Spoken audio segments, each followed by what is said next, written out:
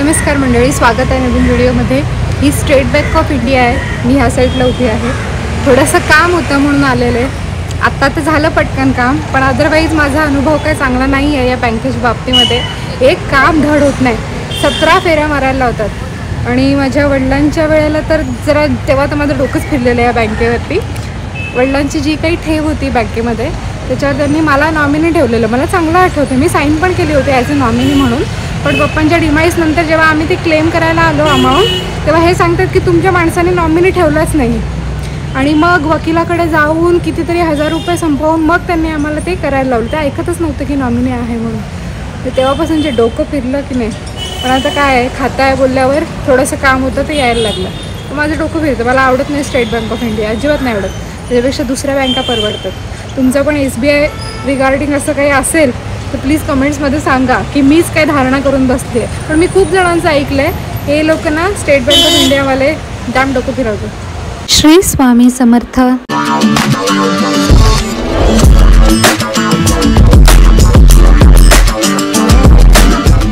ज्वेलर्सकडे आली आहे। आमचे नेहमीचे भावेश ज्वेलर्स। आरूसाठी ह्या हातातले जे दृष्टीचे हे ब्रेसलेट आईने बनवून घेतलं होतं यांच्याचकडून, पण ते आता जवळजवळ वर्ष दीड वर्षांनी थोडंसं हे झालं कमकुवत होत। म्हणून मग आपण त्यांना सांगितलं होतं की ते सांधून द्या का नवीन बनवा, काय सांगितलं होतं मला आता आठवत नाही। पण त्यांनी हे मजबूत करून दिलेलं आहे, जे की खूप छान झालं। आई पण मला बोलली की आता घेतलंस तर मजबूतच घे म्हणून। तर हे आणि एक माझं मंगळसूत्र थोडंसं ते नाजूकच आहे, तर ते आरूने ओढलं तर ते जरा निघालं होतं, जरा ते परत सांधून घेतलेलं आहे। आता मी ते वापरू शकते। अजून एक काय काम झालं होता की माझ्या नवऱ्याने जरा ह्याचा मोडतोड केलेली आहे। तर हा साच हे परत बसून द्या, S वाला हुक सिल्वर ब्रेसलेटचा, ते कशात तरी अडकलं ना तर ते खेचलं गेलं। हे काय होतं, कसं लावलेलं होतं? नाही ते ते दुसरं आहे। ते लावलेलं नव्हतं ना? नाही त्याच्यात नव्हतं, ते वेगळं आहे। ते कशात अडकलं, उशीत का कशात तरी अडकलं, ते तुटलं असं। तर ते खेचलं गेलं ना। ते नवऱ्याला मी बोलले लावून दे, तर तो काय एक्सपेरिमेंट करायला गेला, त्याच्याकडनं जास्तच फाटलं ते। म्हटलं राहू दे, मी तशी जाणार आहे, तुम्ही काकांकडून करून घेईल।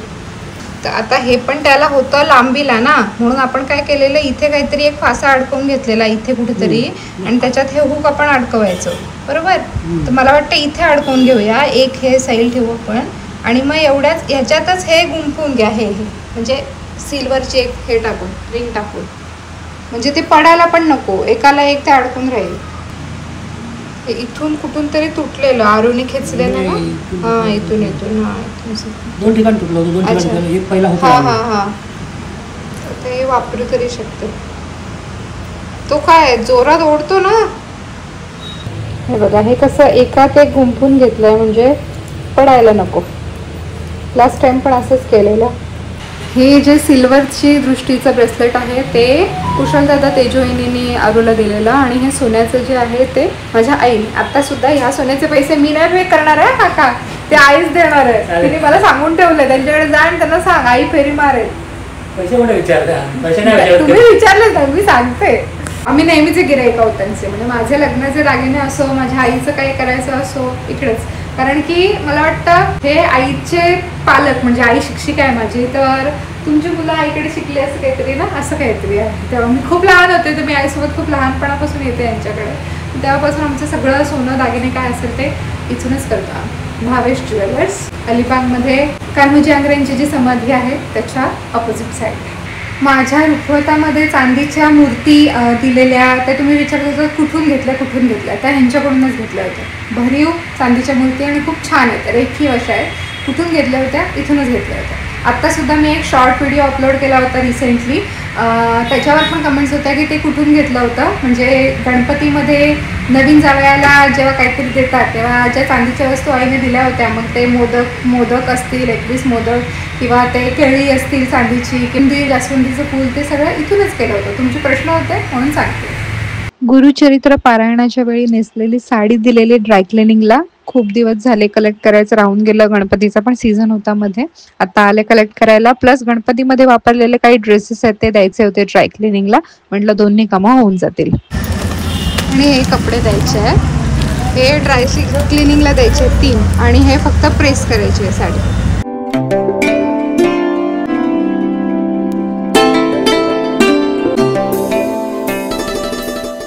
आले घरी, तुफान ऊन, बापरे खूपच ऊन. ह्या पावसाळा आहे का उन्हाळा आहे तेच समजत नाही. घरी येताना कोहळं आणलंय आणि फ्रूट्स आणलेत. कोहळं घरातलं संपलं होतं, मध्ये 2-3 दिवस गॅप पडला कोहळा ज्यूस प्यायला, नाही तर रोज सकाळी न चुकता मी प्यायचे. पण घरात नव्हतं आणि आणायला पण जमत नव्हतं. फायनली आज आणलं, आता उद्यापासून परत सुरू होईल. ते प्यायले की जरा एनर्जी वाटते पुढचे 2-3 तास. दुसरं काही खाल्लं नाही तरी चालतं. आता सवय पण झाले आणि मला फील होते एनर्जी कोहळ्याचं ज्यूस प्यायल्याने. त्याच्यामुळे मग न चुकता मी आता घेऊन आले. फ्रूट्स पण आणलेत. घरामध्ये आहेत सफरचंद आणि मोसंब, पण ते खाऊ नाही वाटत. देवाच्या पुढ्यातली आहेत, बाप्पाच्या पुढ्यातली, पण तरी खाऊ वाटत नाही. मोसंब एखाद दुसरं गोड निघतं तर ते खावं असं वाटतं, पण अरूला खोकला झाला आहे त्याच्यामुळे मी पण सध्या खाणं शक्यतो टाळते आहे मोसंब. सफरचंद आहेत, मध्ये मध्ये एखाद फोड खाल्ली तर खाल्ली, नाहीतर सफरचंद खायची काय तेवढी इच्छा होत नाही. मग मी आता पेरू आणि पेर घेऊन आले. अरूचं आधार कार्ड काढलं होतं, म्हणजे काढलं नव्हतं, प्रोसेस केली होती, तर ती आता कितपत आली आहे चेक करायचं आहे. मला काय स्वतःहून गव्हर्नमेंटचा काही मेसेज आला नाही आहे आधार कार्डचा. सो मी आता पुन्हा एकदा लॉग इन करून बघते वेबसाईटवरती की काय स्टेटस आहे, कुठपर्यंत पोचलं आहे, कारण अजून काय आधार रिसीव झालेलं नाही आहे. So let's check. अरूचा फोटो बघा, टकलू मामा हसला आहे. पण त्याचं जावळ केल्यानंतर लगेच 1-2 दिवसांनी आम्ही गेलो होतो प्रोसेसिंगसाठी, त्याच्यामुळे त्याचा टकलूवाला फोटो आला आहे. आता तरी थोडे केस आलेत त्याला. चला मी वेबसाईटला लॉग इन करून बघते काय स्टेटस आहे. अरूने नीट सकाळपासून काही खाल्लेलं नाही आहे. त्याला डाळ भात दिला, तो त्याला नको झाला. 2-4 फक्त घास खाल्ले, जेमतेम. ताई आणि मी दोघी पण होतो रमवायला, तेव्हा कुठे जेमतेम 2-4 घास खाल्ले. एक एवढा छोटी बॉटल दूध प्यायलेलं आहे त्याने, तेवढं पण पूर्ण फिनिश नाही केलं, अर्ध तर सोडूनच दिलं. ते बघा, ॲपलचे तुकडे वाफवले होते, 2 ॲपलचे, असं 1.5 ॲपल त्याने खाल्लेलं आहे. सकाळी 1 अंड्याचा पोळा खाल्लेला आहे त्याने. असं थोडंसंच खाल्लं आहे, प्रॉपर मील त्याच्या पोटात काही गेलेलं नाही आहे. म्हणून मी आता कांदा टोमॅटोवाली खिचडी करते आहे, जी त्याला आवडते. ऑलरेडी झाली होती खिचडी, पण मी आता जेव्हा चेक केलं तेव्हा ती मखमखीत नाही झालेली. मखमखीत खिचडी असेल तर तो आवडीने खातो, म्हणून मी 2 शिट्ट्या अजून काढते. थोडंसं पाणी ॲड केलं, ते होऊ दे, मग मी जाते जरा तोंडबिंड धुते. आज दिवसभर काही ना काही चालू आहे. रिसेंटली माझ्या नित्यसेवेमध्ये मी हनुमान चालीसा पण इन्क्लूड केली आहे. तर पुस्तक मला वाटतं असेल कुठेतरी, पण मी फोनवर काढून ठेवला होता स्क्रीनशॉट सेव्ह फोटोजमध्ये. तर तो बघून ते वाचून मी म्हणायचे हनुमान चालीसा. त्याच्यापेक्षा म्हटलं एक असं प्रॉपर प्रिंट काढते, तर ह्याच्यामध्ये मी थोडंसं स्वतःहून एडिटिंग केलं आहे कॅनव्यामध्ये आणि ते त्याच्यामध्ये बसवलं आहे. आणि मग ते आज सकाळी जाऊन कलर प्रिंट काढून लॅमिनेट करून घेतली. सध्या इथे लावली आहे. तिथे नेहमी लक्ष्मी मातेचा फोटो असतो, सध्या तिथे हनुमान चालीसा आहे. नंतर बघू कुठे ठेवायची, पण मग अशी ही हँडी पडेल than always seeing in your mobile, म्हणून ते प्रिंटच काढून आली. आज खूप दिवसांनी ह्याचा कोहळ्याचा ज्यूस पिन जरा बरं वाटेल. हा थोडासा आईंसाठी काढून ठेवला आहे, त्या पण पितात आणि मी पण पिते. भांडी आहे, नंतर उरकते. आज ताई दुपारी येणार आहे 2 वाजता, त्यांचं काम आहे. आरूचं थोडंसं खाऊन झालेलं आहे, खाऊन म्हणजे पोटभर त्याची थोडीशी झाली आहे, दूध प्यायला त्याने. तर लगेच तो काही खाणार पण नाही, त्याला थोड्या वेळाने अर्धा-1 तासाने देईन मी. तोपर्यंत मी माझी पेटपूजा करून घेते. भांडी उरकली. हे कुमारनी मलबेरीची झाडं मागवली होती ऑनलाईन, पण ती सगळी सुकली आहेत आता. ती रिसीव झाली तर पॅकेजिंग बरं होतं, पण ही अशी सुकलेलीच होती. ती टाकली म्हणजे माती तशीच आहे, पण काय वाटत नाही ते काय होईल त्याचं. इंस्टाग्राम पेजवरून कुठून तरी त्यांनी मागवली, त्याला ॲड दिसली म्हणून. दही टांगलं आहे, अरे काढलं वाटतं, दह्याचं फडकं आहे ते. इंस्टाग्राम पेजवर त्याला ॲड दिसली म्हणून मागवलं त्यांनी. त्याची पॅकेजिंग व्यवस्थित होती, पण ते सगळी सुकटलेली रिसीव झाली. तर कुमारचं असं म्हणणं आहे की ज्या डिलिव्हरी एजंटने डिलिव्हरी केली त्याने लेट केली, त्याच्यामुळे त्याची हालत अशी झाली. मला नाही वाटत ते जगतील. आरू खेळतो आहे आई पप्पांसोबत, तोपर्यंत मी वरून फस्ट रूम आवरून येते. ताईंना लेट होईल ना, तेवढा वेळ ताट कळत नको ठेवायला. पटपट जरा आवरते. आवरलं पटपट, रूम पण आवरली. कॉरिडॉरमधला पण कचरा काढून झालेला आहे. हे कपडे कालचे धुतलेले आहेत, अरूचे आहेत आणि कुमारचं एक शर्ट आहे. कुमारचं शर्ट प्रेसला द्यायचं आहे, अरूचे कपडे तर खालीच असतात, खालच्याच रॅकमध्ये ठेवतो आम्ही, कारण तिथेच जास्त चेंज होतात त्याचे कपडे. खाली घेऊन जाते. हे ना चाकं आणली होती टेबलला लावायला, टेबल जड आहे ना, तर तो सरकवायला कठीण जातो ना, म्हणून त्याला लावायला चाकं आणली होती. ती आरू खेळायला वरती घेऊन आला. ती राहतील वरतीच आणि खाली शोधत बसतील कुठे गेली. कारण आमची दोन्ही पोरं एखादी वस्तू घेऊन कुठे टाकतात काय सांगता येत नाही, नंतर शोधण्यात तास जातो. त्याच्यामुळे आता दिसलीच मला तर खाली घेऊन जाते आणि व्यवस्थित लपवून ठेवून देते, नाही तर परत तिकडे तिकडे जातील. माझा नाश्ता fruits, a plate of fruits अर्धी फिनिश झाली आहे, अर्धी व्हायची आहे. तुम्ही मध्यंतरी भरपूर विचारत होतात साडी नेसली तेव्हा, मी आता उद्यापन केलं मी तेव्हा गुरुचरित्राचं, त्यावेळेला तुम्ही विचारत होते एवढी भारी कशी झाली, share your weight loss tips.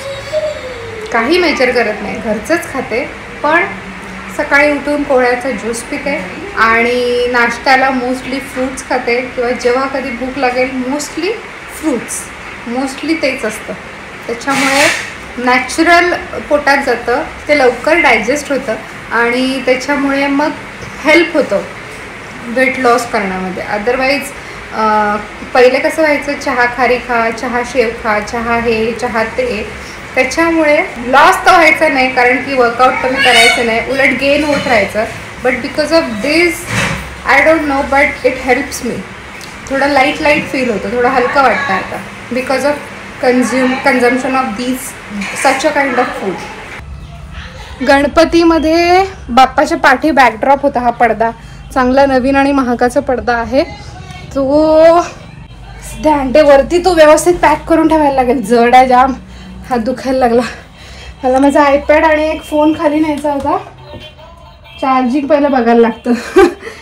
प्रीचा message आहे, फोन करायला लागेल.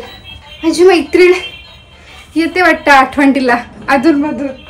लग्न झाल्यावर कसल्या मैत्रिणी आणि कसल्या काय, चायला सगळं आयुष्य आपलं बदलून जातं. किती काही बोलो, पोरांचं नाही बदलत, आपलं बदलतं. कपडे झालेत, परत कपडे लावायला वरती यायला लागेल. इकडे आहे, इकडे आहे, आजीला लाटू दे. कच्चेच खाशील? हां, कोणाला पाहिजे पापा? कोणाला पाहिजे? नको नको नको तुला पापा. अरूला हवा पापा, अरूला तेल नाही लावून देत पापा. हां बेटा, हा घे, झालं. हा मस्त गूळ आणि पापा कोण खाणार आहे? तो गरम आहे. हा ब आहे, हा ब, ये इकडे ये पापा ब आहे, सावकाश खा. फिनिश. हे काय, जाऊ दे चल. स्वतःहून खाल्ला अरुणी.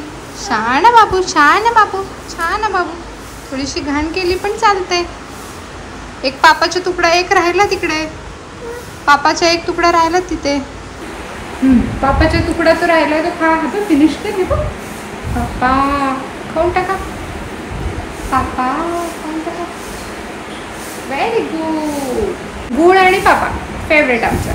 हे पडदे ह्या माझ्या जुन्या ओढणीत बांधलेत, आता ते ठेवायचे कुठे तो प्रश्न आहे. त्याच्यासाठी जागा करायला पाहिजे, मोस्टली कुमारच्या कपाटात, कारण माझ्या तर डोक्यात कुठली जागा नाही आहे. तो बोलला माझ्या कपाटात ठेव, त्याच्या कपाटात बघते कुठेतरी इकडे तिकडे सरकवून ठेवून देते. तसं काय थोडंसंच आहे, बोचकं राहून जाईल.